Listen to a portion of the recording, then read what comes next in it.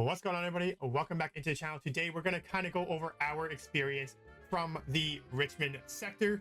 Now, I'm not going to go over it like a kind of a report thing. I just want to kind of go over my experiences, and I will kind of talk about the decks, what was played, the percentages, kind of talk about that, go over the top 8, and maybe the conversion chart as well. So I'm going to kind of give my own kind of thoughts on the event as a whole. Also, if you guys are new here, make sure you hit the sub button down below. Support is always appreciated. And also, if you haven't done so yet, check out Team Maclunky's YouTube channel and Twitch as well. Show them support, especially if you love live content from high competitive competitions. We do some live streams over there from PQs and stuff like that. So definitely check it out there. I want to give a huge shout out to Team Maclunky. Obviously, everyone who went and even those who couldn't make it.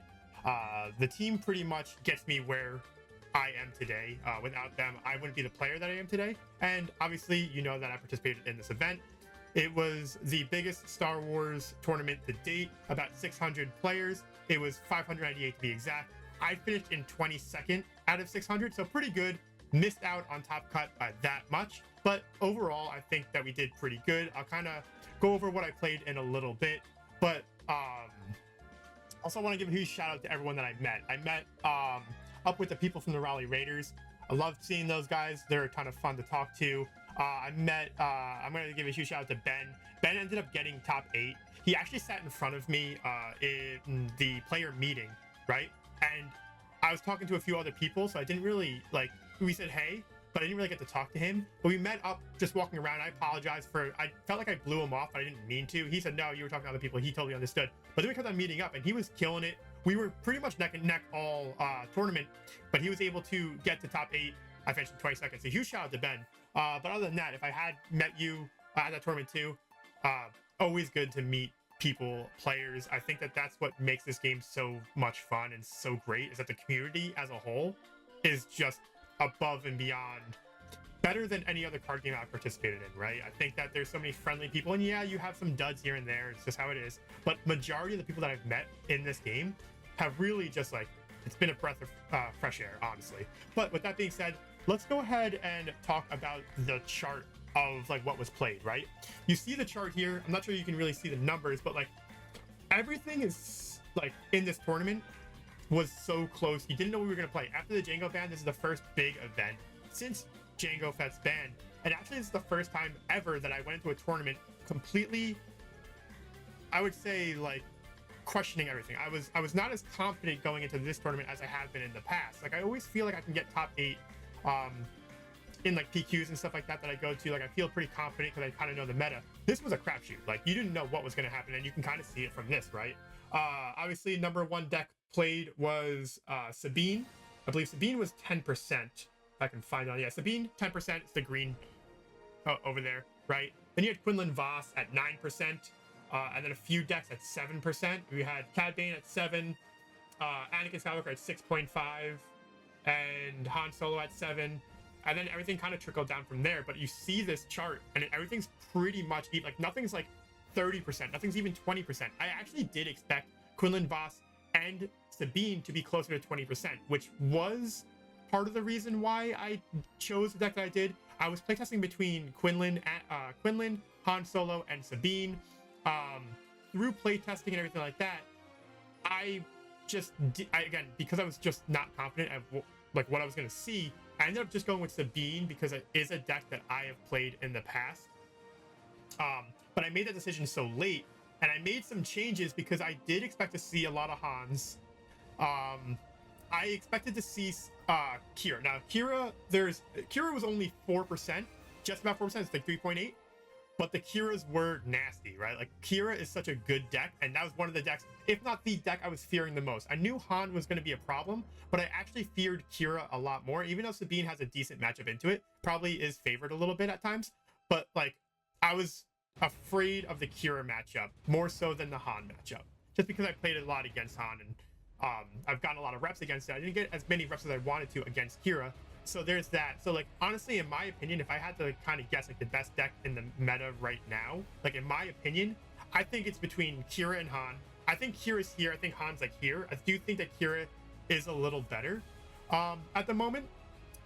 Then we got Han, and then we have Sabine and Quinlan. I wasn't super high on Quinlan. I was playtesting it. I did feel like Again, because I expected Quinlan and Sabine to be around 20%. That's what I was expecting. I ended up choosing Sabine because I feel like I'm pretty good into the mirror when it comes to Sabine. I've played Sabine since set 1. I feel confident into the mirror. And then I also am really confident into my matchup into Quinlan when playing Sabine. Like, I'm not really too afraid to play against Quinlan when playing Sabine. I think my win percentage against Quinlan is really, really high. But still, I think that this is like the first time you've seen a chart like this in Star Wars Unlimited, right?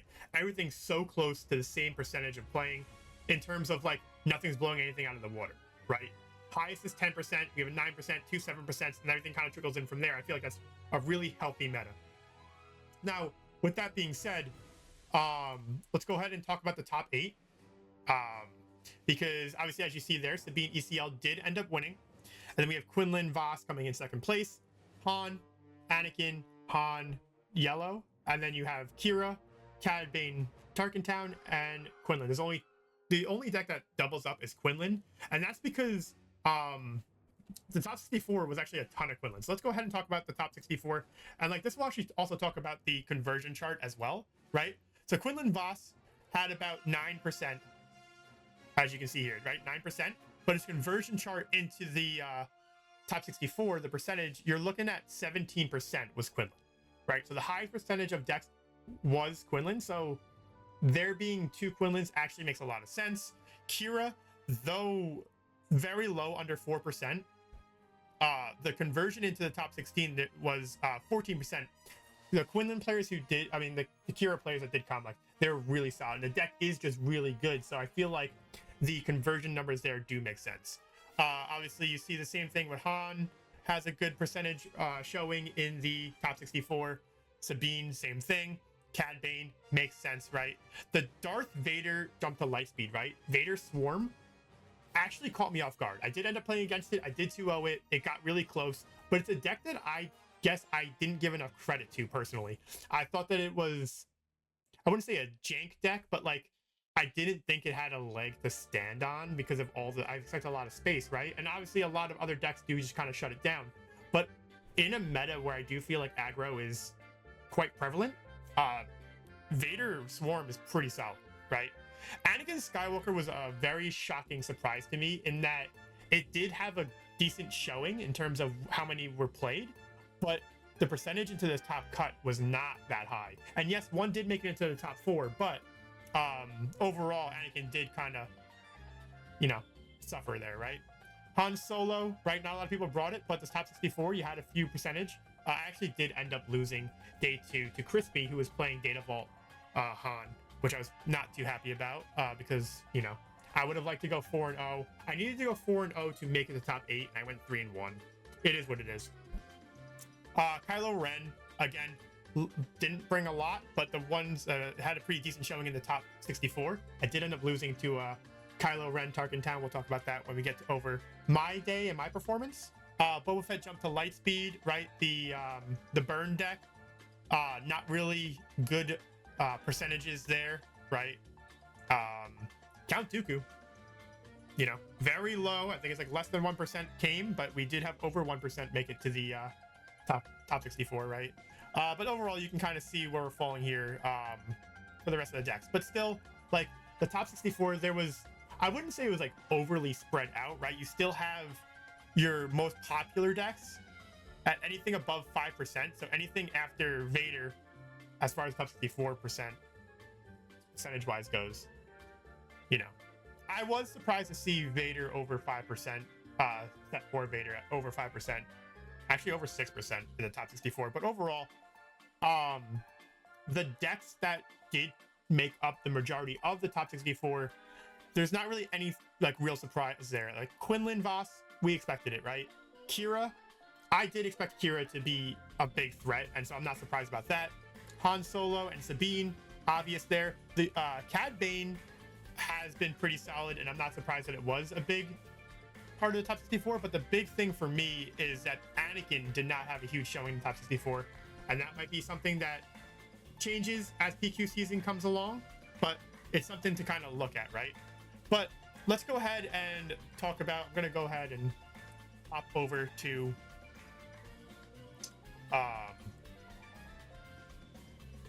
my day, and I just want to kind of talk about my day. So here I finished 22nd, right? My deck list, right? I wasn't too happy with my deck list. I'm not gonna lie. I submitted it day before, really late, 11 o'clock, and I didn't realize that I had 51 cards. And that's on me, obviously, right? Something I would talk about here, right? Sundari Peacekeeper, I do think that I want some in the main here. Cham Sandula, as good as he could be, I rarely used it. I don't think that it's worth putting in the deck for Sabine. Yeah, against the Han matchup, it could be pretty decent, but like overall, I do think that I might be dropping Cham, right? And then I'm gonna kind of look around and everything, but like again, we ended up going 9-3. So overall, I'm actually really happy with the way we performed, but I do want to go over my percentages here, and not my matchups, right? We did go against Count Dooku Blue. Not gonna lie, I almost lost round 1. I was playing against someone. He asked me some questions in the middle of the match, and I didn't want to be rude, so I helped him, and I helped him beat me in game 2. And I'm like, wait a minute, I shouldn't be helping my opponent, and I barely snuck by because I was essentially helping him and I was playing for him at one point. I was like, all right, we gotta stop doing that.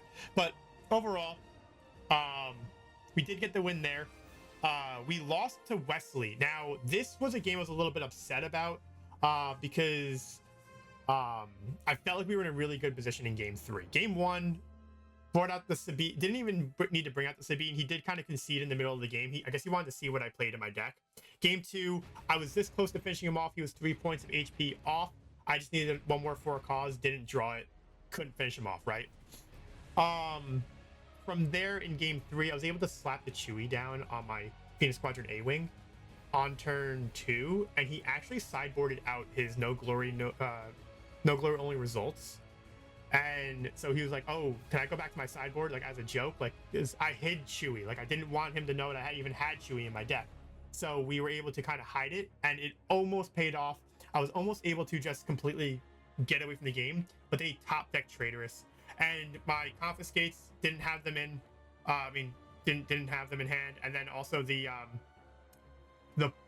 Poe. If I had gotten Poe, I could have ECL'd out Poe, popped the Traitorous, get my unit back, and start swinging. Right, it would have been so good.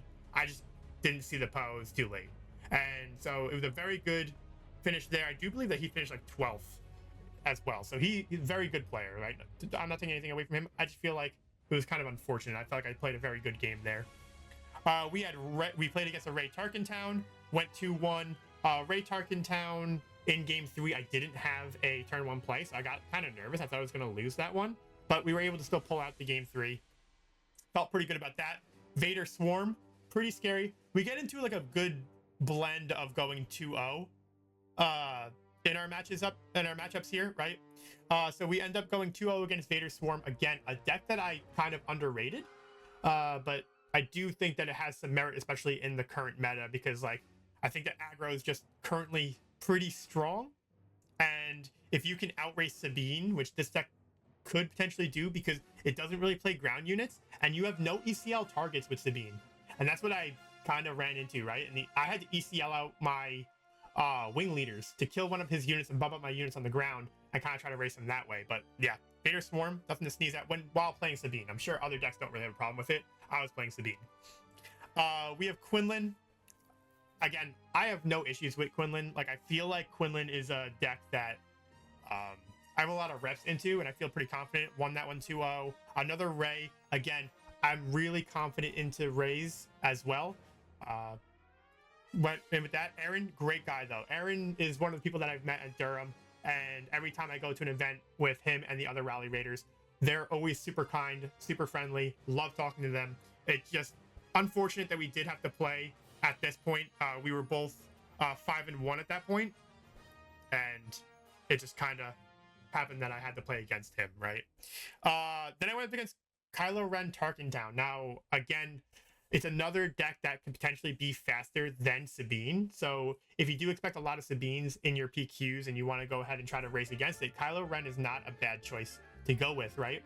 But the thing is like, I mold both games for a turn 1 play on the ground. I do feel like I kind of need the turn 1 play on the ground. Even though he is running Tarkentown, I can kind of hit one of his units to make my unit stay alive, and he can Tarkin Town it, sure, but I can then go ahead and play down either Cassian or Sundari, right, and start trading in until he has 0 cards in hand, and then I kind of flip the game over, ECL out Poe, as long as I can make sure I can live long enough, especially with the restore that comes with the Sundari Peacekeeper. And I feel pretty good at being able to play that type of way, but I never had a ground unit on turn 1, and he was dealing out 6 damage on the ground because he had the indirect, and the other stormtroopers who was dealing 3. I didn't want to go ahead and put it on my space unit because he would just Tarkin Town that, and I have nothing. So it just kind of snowballed from there. But still, it happens, right? I go down to 6-2 at that point. I have to win the final round to get into top cut. We end up doing the mirror to finish off the day. We go 2-1, right? Just a typical Sabine matchup. We get into day 2 and we start off with another Quinlan. Again, a matchup that I feel really good about. Won that 1-2-0. It's a good way to start the morning because we start at 9 o'clock, and you know, I'm not really good at waking up. So we ended up playing against Quinlan. Felt really good. Won that 1-2-0. The next one we went up against Crispy, right?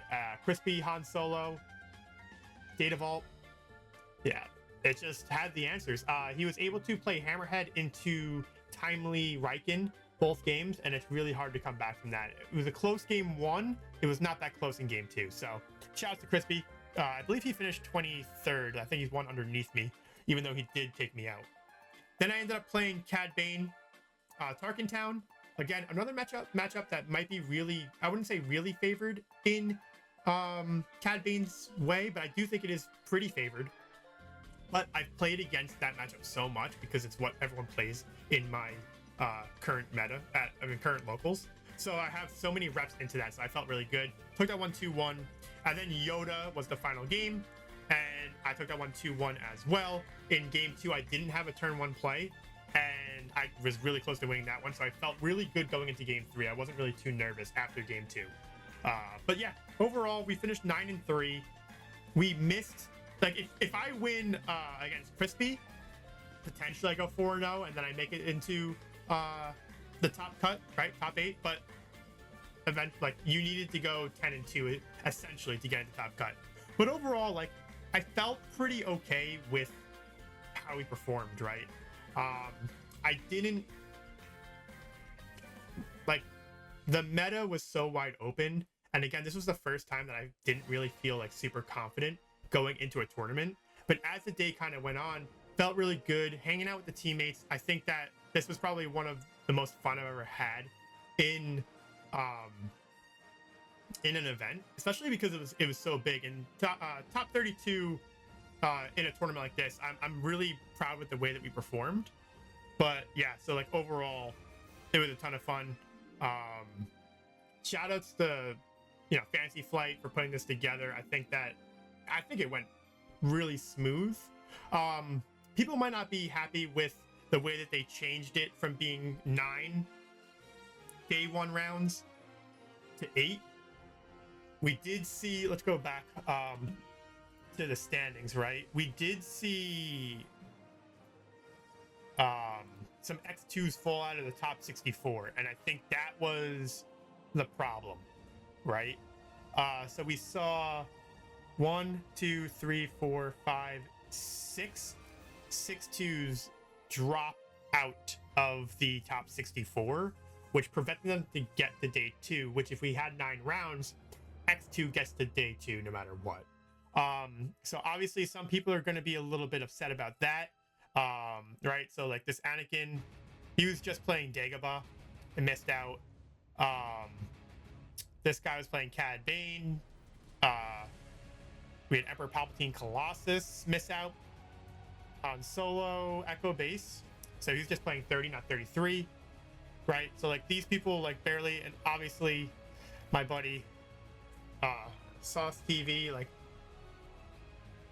I do feel really bad because he was saying like all day like it was potentially going to be him that ended up missing it, and I do feel really bad. So I don't know if they're going to end up changing that in the future, because to prevent someone from missing top 8 after going undefeated in day 2, they switched it from 9 to 8, and then you have some X2s miss it on the back end, right? So like, what do you prioritize? And I'm pretty sure they're going to prioritize winning out on day 2 to make it the top 8. I think that makes sense, but it is still unfortunate how things kind of turned out, right? But again, overall, I'm really happy with the way that things kind of went.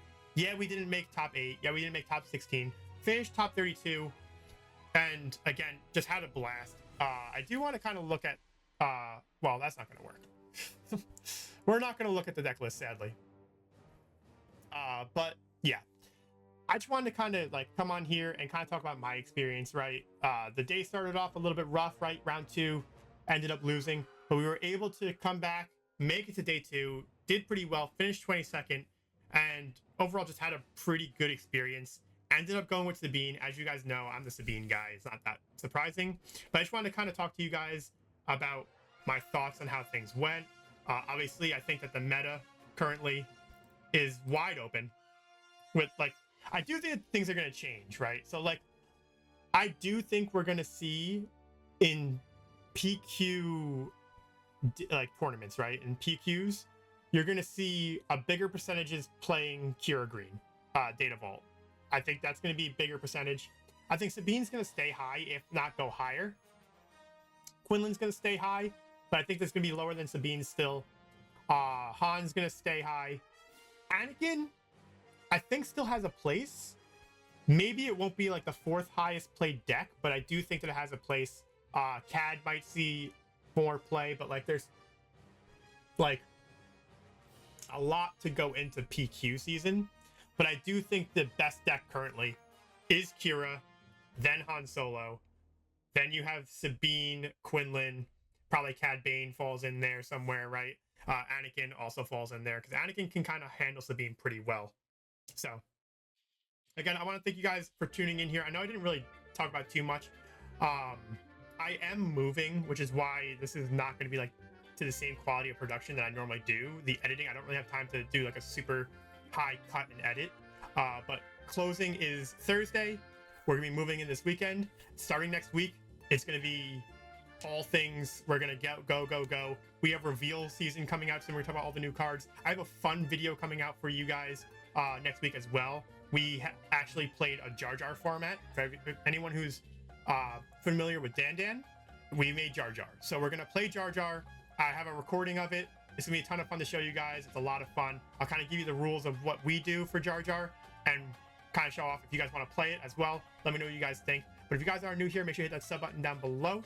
And then also, if you guys haven't done so yet, check out Team Maclunky's YouTube channel and Twitch channel. Give them some love as well. With that being said, we're gonna go on and get out of here. We'll see you guys in the next video. Bye.